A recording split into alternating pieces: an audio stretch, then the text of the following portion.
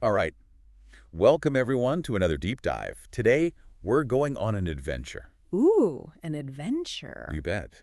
It's a journey through the countryside with some very special friends. I love a good journey. What kind of friends? We're joining Turk the Turkey. Turk the Turkey. Yeah. Goosey the Goose and Roo the Raccoon. Hold on, all those names start with. Uh-huh. You noticed that. Yeah, they all start with the same letters. Well, this is a story for younger listeners, so I bet the author wanted to make it extra fun and easy to remember the characters. Makes sense. So where are these three headed? They're going on their annual traveling turkey trip. Okay, I'm intrigued. What happens on a traveling turkey trip? Well, it's all about exploring the beautiful fall season, discovering where our favorite fall foods come from, Hmm? and learning about the harvest. Sounds delicious and educational. Sign me up. Our first stop on the traveling turkey trip is an apple orchard. Oh, I love apple orchards. So many delicious apples. Right. Picture this. Rows and rows of trees loaded with bright red and green apples, just begging to be picked. And the smell. That fresh, crisp apple scent, I can almost smell it now. In the story, our friends meet Mr. Green, the friendly farmer who owns the orchard. Oh, I bet Mr. Green has some fascinating stories to tell. He sure does. He tells them a really cool fact about how those delicious apples begin as tiny little flowers in the springtime. Wow, that's amazing. It's hard to believe those small flowers transform into big, juicy apples. I know, right? And speaking of those flowers, you know they need some help to become apples, But right? should we guess? It has something to do with those busy bees buzzing around. Exactly. The bees carry pollen from flower to flower, helping the apples grow big and juicy. It's like a team effort. The flowers provide the nectar for the bees, and the bees help the flowers turn into fruit. Nature is so cool. Well, after filling their baskets with apples, Turk, Goosey, and Roo continue on their adventure. Where to next? Their next stop is a place Goosey has been looking forward to all year. A giant cornfield. A cornfield. That sounds a bit ordinary compared to an apple orchard. Oh, but you see, to Goosey, the cornfield is anything but ordinary. It's a giant golden forest. A golden forest, huh? I can see how that would appeal to a goose. Right. There they meet Mrs. Blue, who teaches them about all the different ways corn can be used. Okay, that does sound interesting. Corn is pretty versatile. Mrs. Blue explains that corn can be popped into popcorn, used as food for animals, and even ground into cornmeal for baking. Wow, it really is a multi-purpose crop. You know, it's fascinating how corn is such a staple food in so many different cultures around the world. Exactly.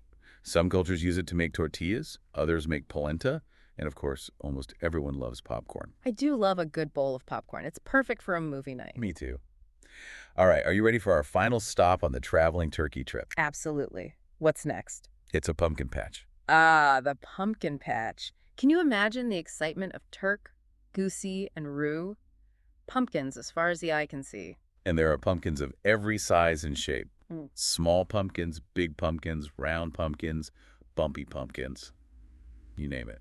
Now, this is where I get a little confused. Don't pumpkins grow on vines like watermelons? Why do we always talk about a pumpkin patch? Well, that's what Roo wants to know, too.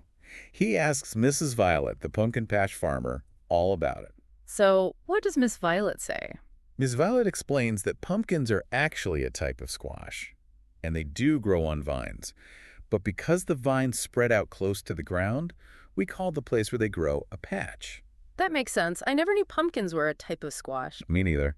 Ms. Violet also explains that pumpkins are perfect for all sorts of things. They can be used for pies, soups, and decorations. And of course, for carving spooky jack-o'-lanterns for Halloween. Do you think Turk, Goosey, and Roo will carve their pumpkin? I bet they do. It's a fun tradition. Oh, And I almost forgot. Roo asks another great question. He wonders why pumpkins are so popular in the fall. that's a good question. They're everywhere during autumn. Ms. Violet explains that pumpkins are ready to be harvested in the fall, which is why we see them everywhere during this time of year. Makes sense. Just like apples and corn, pumpkins are part of the fall harvest. Yep. And get this. The friends even decide to take a pumpkin home for their Thanksgiving feast. That's a wonderful idea. Thanksgiving is all about sharing a delicious meal with loved ones and being thankful for all the good things in our lives. Exactly. Sharing and gratitude are what make Thanksgiving so special. And speaking of being thankful, I'm sure Turk, Goosey, and Roo are feeling pretty grateful after their traveling turkey trip. Absolutely. They learned so many new things, tasted delicious treats, and made new friends with the farmers. It sounds like the perfect fall adventure. It really does.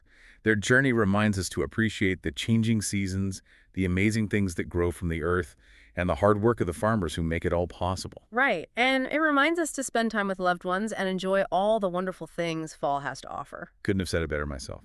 So listeners, what about you? What's your favorite thing about the fall season? Maybe you love crunchy leaves or pumpkin spice lattes. Or maybe you love visiting a pumpkin patch or an apple orchard. Whatever it is, get out there and enjoy the season. Thanks for joining us on this deep dive into the traveling turkey and friends. We'll see you next time for another adventure. Bye, everyone. Bye.